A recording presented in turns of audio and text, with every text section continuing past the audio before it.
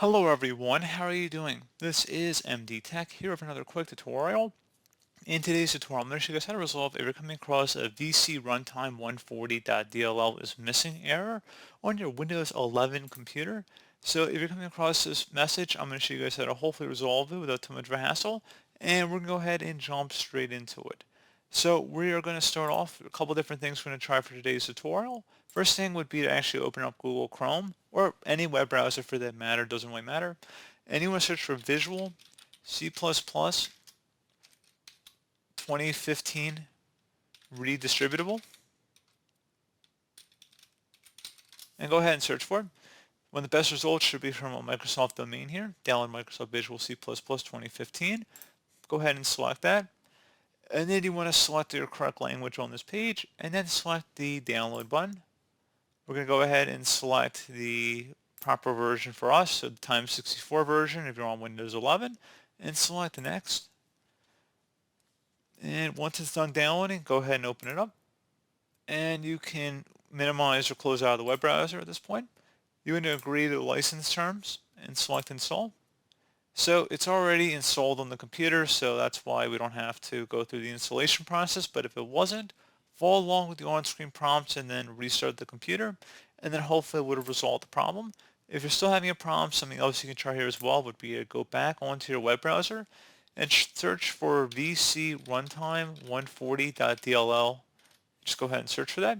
One of the best results should be from a website that says dll/files.com. Go ahead and open that up. And if you scroll down a little bit on this page here, there should be a download option here. You want to make sure you're getting a 64-bit version.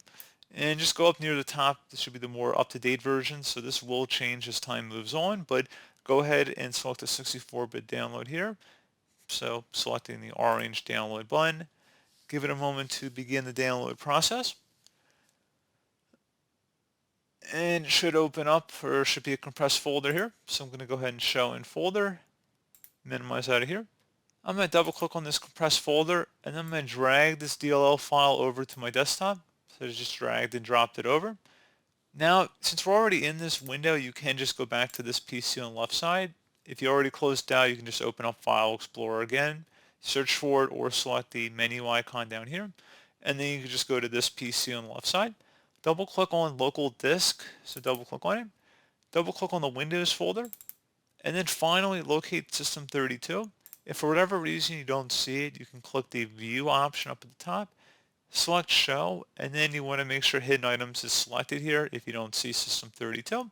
So anyway, double click on the System32 folder, and then you just want to drag and drop this DLL file that we saved to our desktop over into this folder. And then when it says Move to System32, like don't drop into one of these random folders, just drop it into the System32 over here on the right, just like in a blank area basically. And it says the destination already has a file named VC Runtime 140. It may not in your case. Either way, just go ahead and replace the file in the destination. If you don't see anything for that, that means it's fine. Just there was no file already in there. So there you go, guys. Pretty straightforward process. You can close out of here, restart your computer at this point, and that should hopefully be about it. So as always, thank you guys for watching this brief tutorial. I do hope I was able to help you out, and I do look forward to catching you all in the next tutorial. Goodbye.